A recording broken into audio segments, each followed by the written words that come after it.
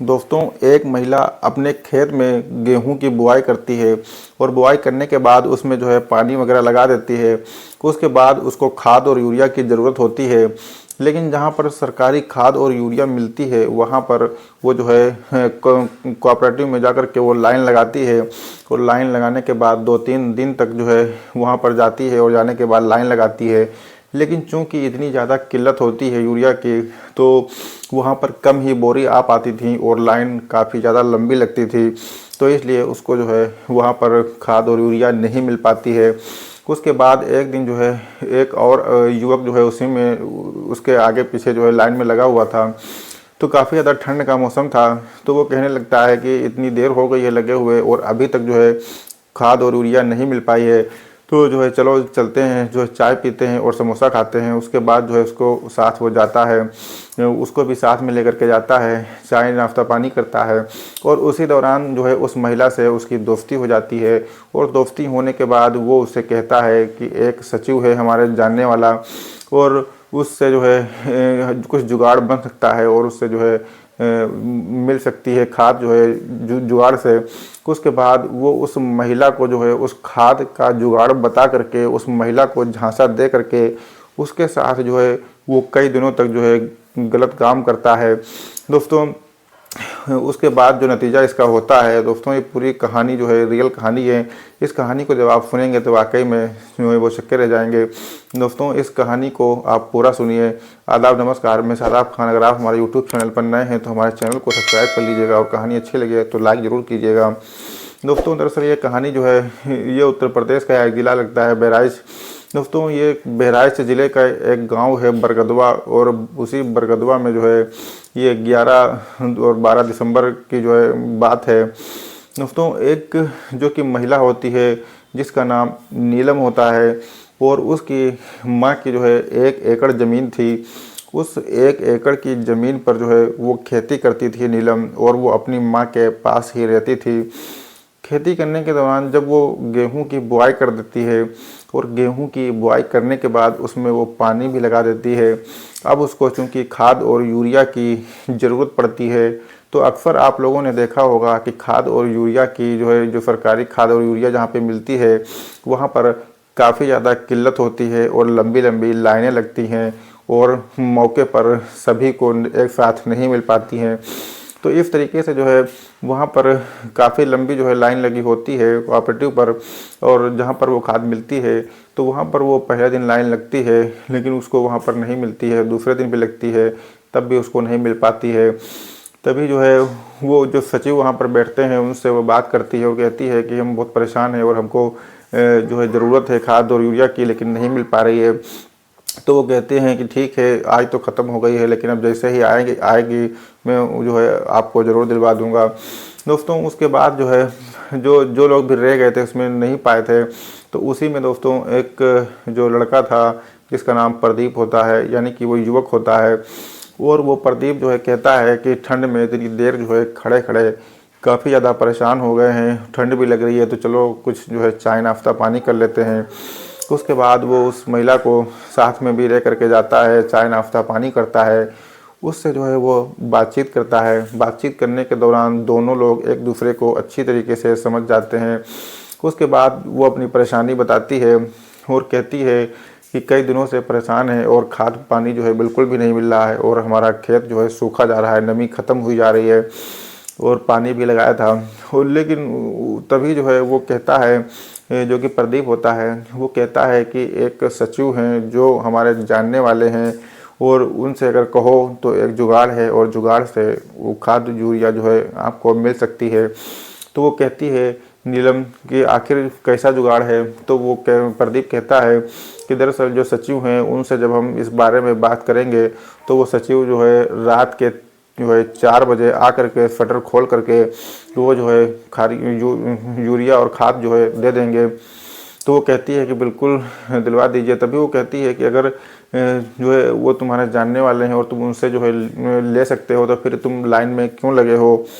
तो वो प्रदीप कहने लगता है कि दरअसल हमने अपने हिस्से की तो ले लिया है, लेकिन जो है जो हमारे बहन है उसके लिए जो है और रिश्तेदार जो हैं उनके लिए हम यहाँ पर लाइन में लगे हुए हैं और हम सोचते हैं कि अगर ऐसे ही मिल जाए तो ज़्यादा अच्छी बात है, वरना जो है अपने रिश्तेदारों के लिए उनसे जो है कहने से क्या फ़ायदा, इस तरीके से। तभी दोस्तों वो जो नीलम होती है वो तैयार हो जाती है और कहती है कि आखिर कितने बजे आना पड़ेगा। तो वो कहता है प्रदीप कि 4 बजे सुबह जो है वो शटर खोल देंगे, यानी कि उससे 1 घंटा पहले 3 बजे जो है हम लोगों को यहाँ पर आना होगा। उन दोनों की बात जो है पूरी तरीके से फिक्स हो जाती है और फिक्स होने के बाद अगली सुबह वो 3 बजे उसके घर के बाहर पहुंच जाता है और नीलम जो है आकर के उसकी गाड़ी पर बैठ जाती है। और बैठने के बाद वो दोनों लोग जो है एक सुनसान जगह पर, जहाँ पर शटर लगा हुआ था, एक मकान था, वहाँ पर जो है वो पहुँचते हैं। पहुँचने के बाद उस घर के अंदर वो प्रवेश करते हैं। तभी जो है वो नीलम कहती है कि आप मुझको यहाँ पर जो है कहाँ ले आए हैं। लेकिन चूंकि उन दोनों के अंदर थोड़ी सी बॉन्डिंग हो गई थी, बातचीत हो गई थी, एक दूसरे को लोग समझ चुके थे, तो तभी जो है वो कुछ बात करता है। और बात करने के बाद जो है वो उस महिला से, यानी कि नीलम से जो है वो संबंध बनाने की रिक्वेस्ट करने लगता है। तभी जो है वो काफ़ी ज़्यादा कसमकस में पड़ जाती है और सोचती है कि आखिर ये क्या वजह है। फिर उसके बाद जो है कहीं ना कहीं वो भी जो है इस बात के लिए राज़ी हो जाती है और उसके बाद वो दोनों लोग जो है अपनी मर्ज़ी से वो काम करते हैं।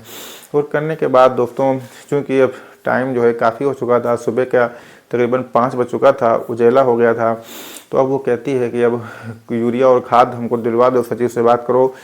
तो तभी प्रदीप कहता है कि दरअसल अब सुबह हो गई है, अगर वो शटर खोलेगा तो कोई देख लेगा। और इस तरीके से अब हम लोग जो है अगली सुबह आते हैं, यानी कि अगली रात को 4 बजे आते हैं। तो वो कहती है कि ठीक है। फिर उसके बाद वो ले जा कर के उसको घर छोड़ देता है और फिर इंतज़ार करने लगता है अगली सुबह का। उसके बाद वो आज शाम को ही, यानी कि 11 दिसंबर को शाम को ही वो उसके पास फ़ोन करता है और करने के बाद जो है उसे बताता है कि सुबह ही जो है 3 बजे फिर से चलना है। दोस्तों उसके बाद वो फिर से तैयार हो जाती है और तैयार होने के बाद जो है वो फिर सुबह गाड़ी लेकर के जाता है और उसको अपनी गाड़ी पर बिठा कर फिर वहीं पर लेकर के जाता है। वो लेकर के जाने के बाद फिर से जो है वो दोनों जो है वो उससे जो है कहता है संबंध बनाने के लिए जो है उस पर दबाव डालता है और वो भी जो है मान जाती है। लेकिन उससे कहती है कि जो है पहले यूरिया और खाद दिलवा दो और बार बार ये सब जो है बिल्कुल भी ठीक नहीं है। लेकिन वो जो है उसको राज़ी कर लेता है और राज़ी करने के बाद वो दोनों लोगों की रजामंदी से वहाँ पर एक बार फिर से पुनः संबंध स्थापित होते हैं। तो उसके बाद जो है वो कहता है, वो नीलम जो होती है वो कहती है कि आखिर हमारी ज़मीन जो है सूखी जा रही है, हमने जो पानी लगाया था वो नमी सब ख़त्म हुई जा रही है, तो यूरिया खाद जो है जल्दी से दिलवा दीजिए, वरना ये जो है ज़मीन हमारी सब पूरी ख़राब हो जा रही है, फसल भी सब बर्बाद हुई जा रही है। तो वो कहता है कि हाँ बिल्कुल जो है कल ज़रूर दिलवा देंगे। लेकिन वो समझ चुकी थी नीलम कि अब ये सब कुछ नहीं होने वाला है। तो वो कहती है कि अगर तुमको यही सब करना है तो तुम हमारे घर पर जो है रात के 11 बजे आ जाया करो और कोई दिक्कत नहीं है, सुबह आराम से चले जाया करो। लेकिन हमें फ़िलहाल उसकी ज़रूरत है और तुमने हमको 2 दिन जो है टाइम हमारा बर्बाद कर दिया, वरना सचिव ने तो हमसे कहा था देने के लिए, अगर हम लाइन में लग जाते तो हमको ज़रूर मिल जाती वहाँ पर।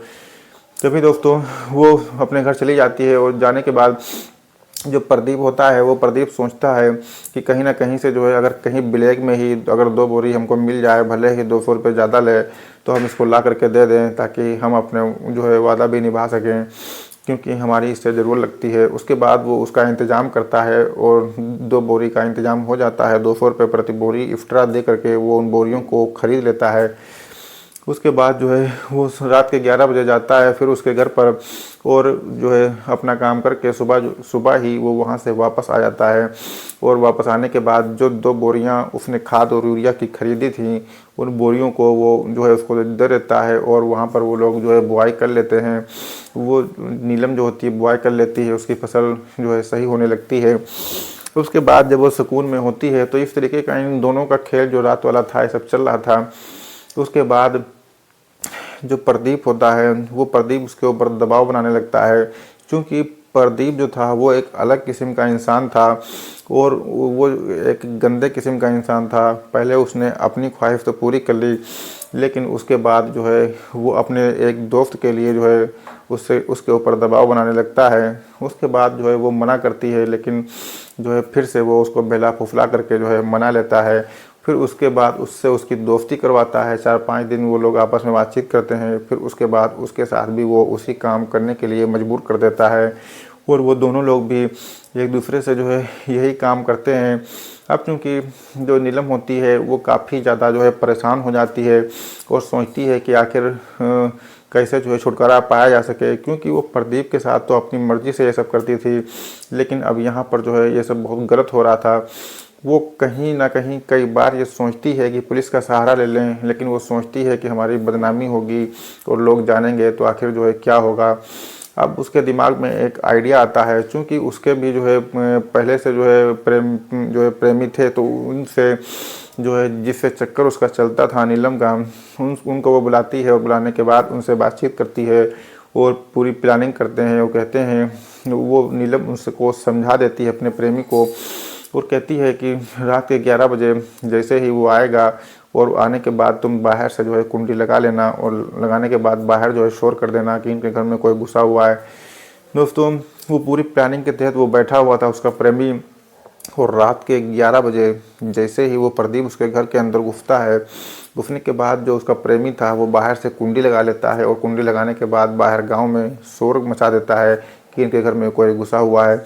उसके बाद 10-15 गांव वाले लाठी डंडे ले करके वहां पर पहुंचते हैं, दरवाज़ा खोलते हैं तो देखते हैं कि अंदर जो है प्रदीप है, और उसके बाद जो है उसको बाहर निकालते हैं। तभी जो है साथ में जो है जो नीलम होती है वो भी बाहर निकलती है और वो कहती है क्या हुआ, क्या बात है। तो लोग कहते हैं कि आखिर ये यहाँ पर इतनी रात में क्या कर रहा है। तो नीलम कहती है कि ये हमारा होने वाला पति है और हम इससे जो है शादी करने वाले हैं, तो आप लोगों को इसमें जो है क्या दिक्कत है। तो उसके बाद गांव वाले कहते हैं कि अगर इसी तरीके की बात है तो फिर जो है तुम लोगों को शादी जो है अभी करनी होगी। उसके बाद उन दोनों के ऊपर दबाव बना करके, जैसा कि आजकल आप लोग देख ही रहे हैं कि इस तरीके के जब कोई कांड होते हैं, जब कोई पकड़े जाते हैं तो उनकी शादी ऑन द स्पॉट करवा दी जाती है, कहीं मंदिर में या कहीं पे जहाँ भी सही हो। दोस्तों, उसके बाद जो है उन दोनों को एक पास ही के मंदिर में ले जा करके दोनों की जो है शादी करा दी जाती है। और वहाँ पर जो है कोई पुलिस को भी फ़ोन कर देता है और पुलिस भी आती है, और पुलिस भी आने के बाद जब इस पूरे मामले को समझती है तो समझने के बाद जो है जो है नीलम से कहती है कि ठीक है, वो एक गंदा आदमी था लेकिन फिर भी जो है तुम्हारी शादी उसके साथ हो गई है तो ठीक है। और पुलिस को वो पूरी कहानी नीलम जो है बताती है कि इस तरीके से जो है हमारे साथ इसने ऐसा गलत काम किया था। उसके बाद जो है दोस्तों के लिए भी हमारे पास जो है गड़गड़ाने लगा और उनसे भी गलत काम करवाया, तो इसलिए हमको ये सब करना पड़ा। तो पुलिस कहती है कि ठीक है, आप उनके साथ अच्छी ज़िंदगी अब जो है बिताइए, अब आपकी शादी हो चुकी है। दोस्तों, इस तरीके से जो है इस तरीके से जो है क्योंकि वैसे प्रदीप जो है वो नीलम से शादी बिल्कुल नहीं करता, सिर्फ और सिर्फ उसके जिस्म के साथ वो खेल रहा था और अपने दोस्तों को भी खिलवा रहा था। लेकिन जब वो ऐसे चक्कर में, ऐसे जाल में फंसता है तो मजबूरी में जो है वो शादी करने के लिए हाँ कर देता है। उसके बाद उसकी शादी हो जाती है और वो उसके बुने हुए जाल में पूरी तरीके से फंस जाता है और उससे शादी कर लेता है। अब क्योंकि जब शादी हो जाती है तो एक साथ रहने के लिए भी वो मजबूर हो जाता है और एक साथ रहता है। दोस्तों, इस कहानी के बारे में जो है आपकी क्या राय है, कमेंट बॉक्स में ज़रूर बताइएगा कि प्रदीप ने जो है जो काम किया था उसके लिए उसको कौन सी सज़ा जो है ये सज़ा जो मिली है ये ठीक है कि नहीं ठीक है। दोस्तों, तब तक के लिए सब बखैर।